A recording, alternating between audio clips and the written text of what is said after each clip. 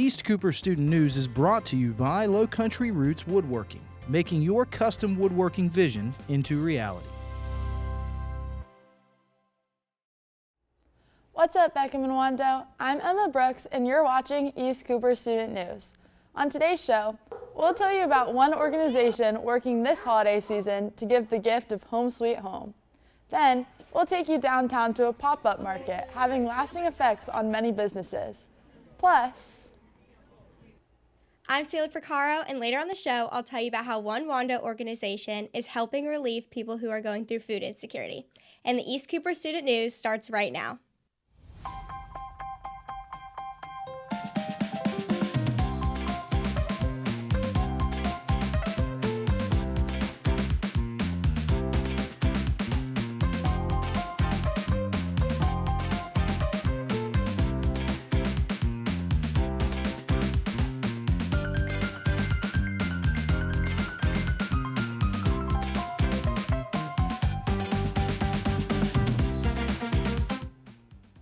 thanks for watching ECSN.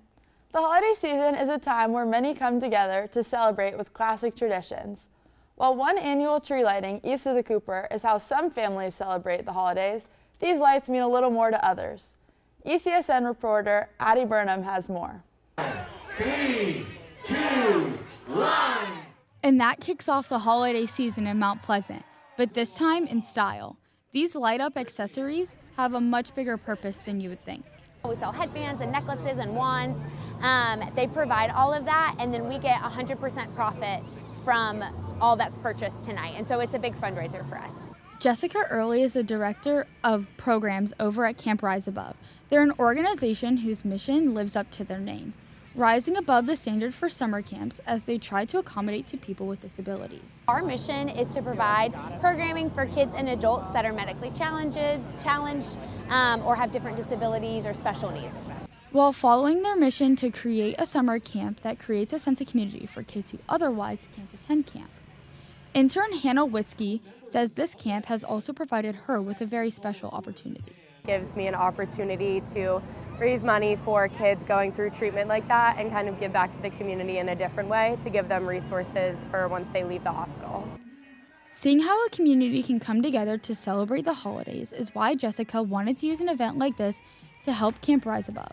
We are actually very fortunate to have a relationship with Kathy Herman. She works for the town of Mount Pleasant, and she fell in love with our mission, learned about us, thought that what we do is really important, and so they are so generous. They actually provide all of the lights, the light up things that we sell.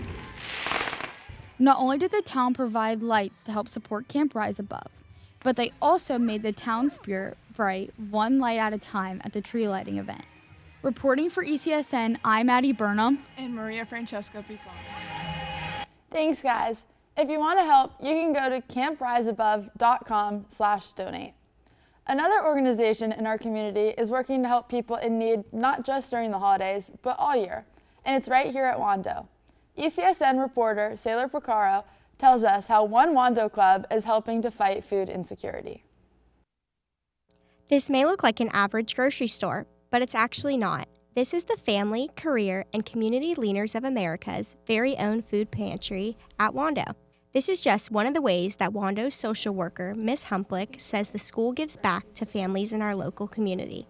I partner with a lot of local agencies, so Friends of Santa, our Wando High School, our Chef Molly Gordon is organizing with our intervention team 28 Thanksgiving Day meals. So turkeys, all of the sides, pies and desserts to be delivered to 28 families where they're going to pick it up here at the school. So that when they get that box, they can do the whole Thanksgiving meal free of charge. And that's all good and great to help families around Thanksgiving. But the reality is that people need help the other 364 days of the year too. You might not think a city like Mount Pleasant has a ton of needy people who need a pantry like this. But Ms. Humplick says that about 15% of Wando High School and other feeder schools, such as St. James Santee, Cario, Lang, and Moultrie families, suffer from food insecurity and scarcity. The amount of students that suffer from food insecurity in Wando High School, for example, is the size of an actual elementary or middle school in other areas. anyone can be food insecure. So I think sometimes we think food insecurity looks a certain way or talks a certain way or acts a certain way, but it could be someone who was incredibly wealthy and then their mother or father or guardian just gets laid off on their job. And suddenly within a moment, like their whole life changes upside down. Chef Gordon says the pantry opened in 2022 and it's handed out about 1,500 pounds of items, including roughly about 500 pounds this year. We have a really great partnership with the Low Country Food Bank. So every month we get around $1,700 worth of food donated. So canned goods, meat, cheese, yogurt. So on the canned food side, we typically always have a really great flow of those types of food, but something we're always looking for are other things that people may not necessarily think that a food pantry has, which are like cleaning supplies and Tide Pods, toilet paper, paper towels, things that you would buy while grocery shopping that are necessities for cooking and cleaning your house that are probably even a lot more expensive than food is. The FCCLA's pantry is always looking for donations. If you'd like to donate any non-perishable goods or any cleaning products, you can drop them off in Chef Gordon's room. Reporting for ECSN, I'm Sailor Picaro. Thanks, Sailor. The food pantry is here to help everyone. If you need assistance, you can scan the QR code on your screen to pick specific items you need, as well as a pickup time that fits for you. FCCLA is happy to help anyone in need of assistance while also promising to respect your privacy. Over in Dorchester County, another organization is also busy making an impact, but their goal is a bit different. ECSN reporters Eva DeGroot and Macklin Levin have more. The Low Country loves its furry friends, and this holiday season, local animal shelter Dorchester Paws is expecting to have a very positive holiday season. A dog or a cat is one of the greatest gifts you can give. So we are very grateful that during the holidays we see a spike in adoptions, which we definitely needed. Even on Christmas Day, we're getting animals in to take care of. So it helps immensely. Dorchester Paws isn't your average animal shelter. Although most shelters are relatively similar, Dorchester Paws does a few key things that stand out. But it's just getting creative to kind of find ways to come adopt, our animals and showcase them in a different light than you would typically see them in the kennel. The ASPCA says each year more than 4 million animals get adopted nationwide, and the holidays are an important time for shelters. A national database that looks at pet adoption, Shelter Animals Count, says that in between 2022 and 2023, the pet adoption rate increased by 5% around the holidays. The adoption rate is the percentage of adoptions compared to the percentage of animals the shelter takes in. So what this means is not only are more animals getting adopted around the holidays, but fewer animals are getting brought into shelters too. All this means is the holidays are arguably the most important time of year for shelters like Dorchester Paws, and their staff says that they are especially committed to finding each and every one of their animals a forever home. You can share social media posts, you can donate, spread the word, come in and volunteer in other ways that helps impact our mission greatly. On the other hand, right after the holidays, there's typically a spike in owner surrenders back to the shelters, meaning some of those pets who were Christmas gifts may be back in the shelter around the new year. But at the same time, as many animals as we get in, we like to see as many get out. And I really don't believe they require much, and if you're ever in a situation that you do need help, we are always here. We're here to keep animals in homes and out of the shelters. If you are not convinced to adopt a lovable animal just yet, here's a special interview with our dog expert and local resident, Pecan. I'm here with Pecan. No? Okay. What is your favorite thing about your time at Dorchester Paws? No? Okay. With the holidays fast approaching, you might be able to do two things at once. Pick up a great gift for a loved one and help a local shelter at the same time. Reporting for ECSN, I'm Eva DeGroot. Thanks, guys. Back here at the CAS, Lighthouse Keepers are spreading their holiday spirit door to door. This morning, Lighthouse Keepers packed a cart with hot chocolate and many different home-baked treats that they delivered to teachers at the CAS. And that's only one way the Lighthouse Keepers are trying to make spirits bright this December. They're also having a spirit night December 17th from 4 to 8 after school at Mellow Mushroom. All proceeds from the night will go towards supporting student scholarships to reward these students for all their work. Make sure to take a picture in Mellow Mushroom and DM or tag the Lighthouse Keepers Instagram for a chance to win a $20 Starbucks gift card, Arctic cup, and a CAS shirt. Their account is at lhk.eccas.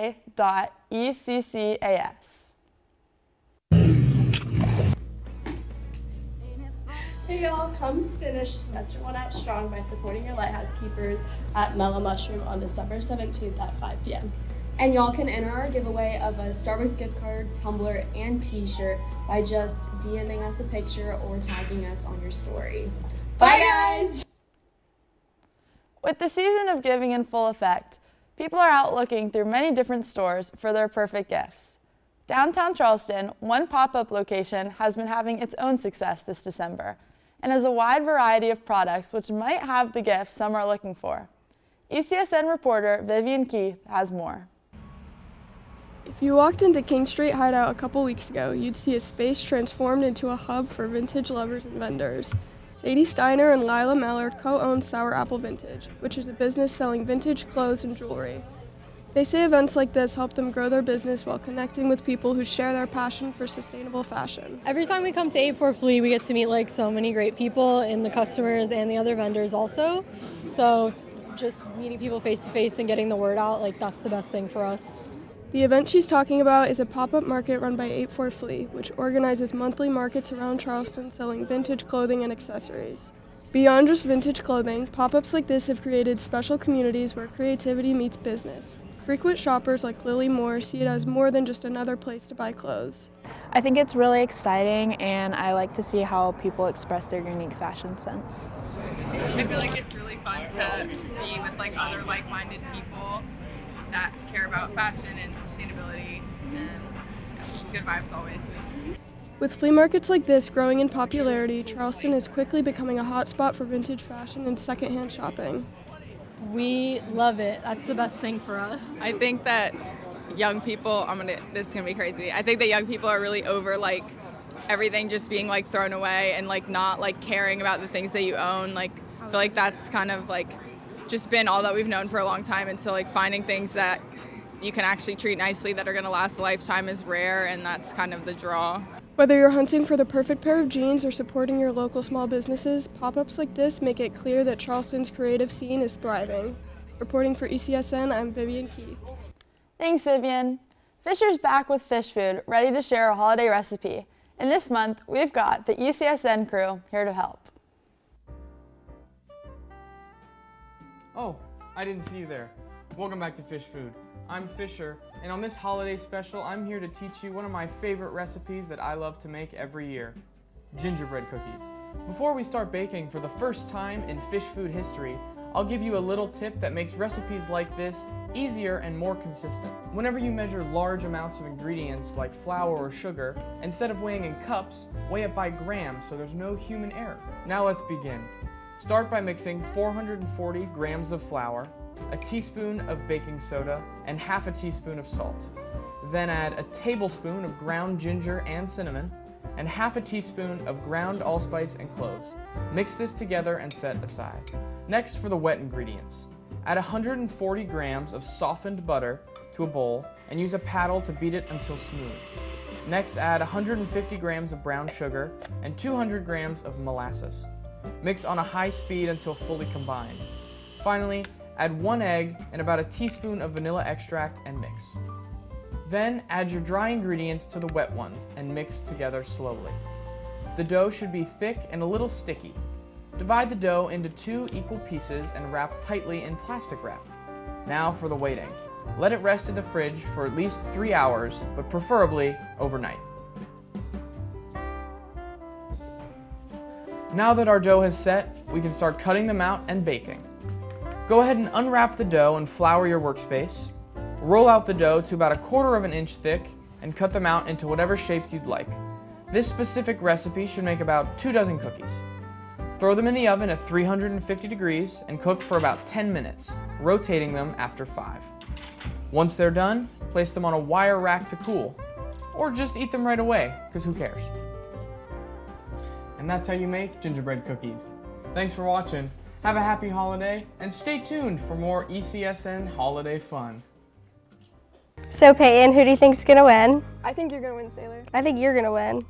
That's so what wholesome. My own stocking looks like. Oh. And I broke the icing bag because I was so excited. Why is it coming out the top? Because you suck. Who did it? Who did it? It's what? It was Vivian or someone. Well, I'm gonna make it work. Oh dear. Well, that's not sticking. Oh God. What are you making? Pro controller. Is that a thing that exists? Indeed it is. Okay.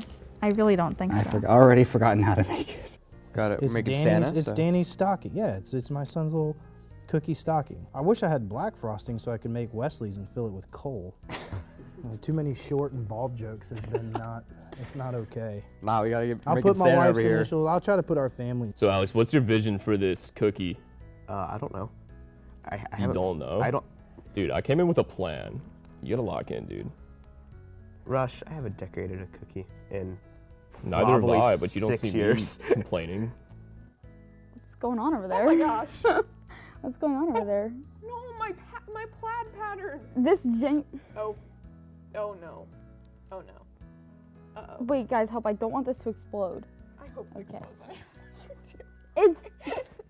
Bro, Give me this. Oh, That's okay, my wow, red. that's crazy. Yeah, I actually hate you. Let's all talk about our least favorite members of ECSN. Yeah, let's start with you. I don't like you.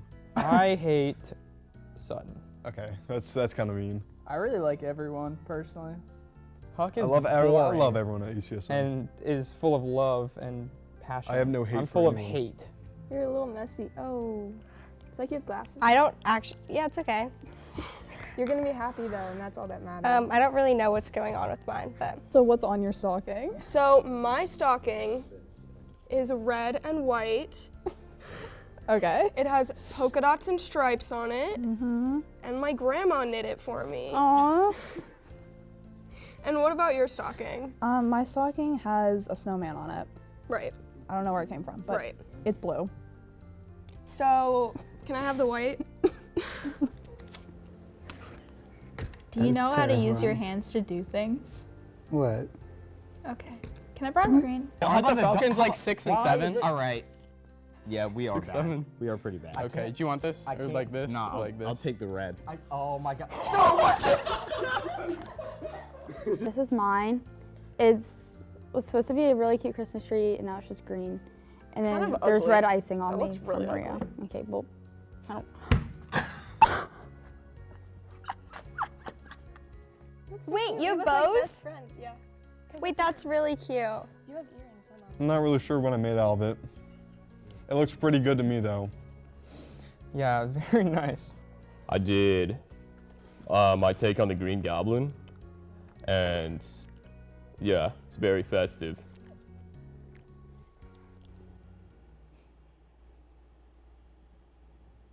Well, that's all for today's show.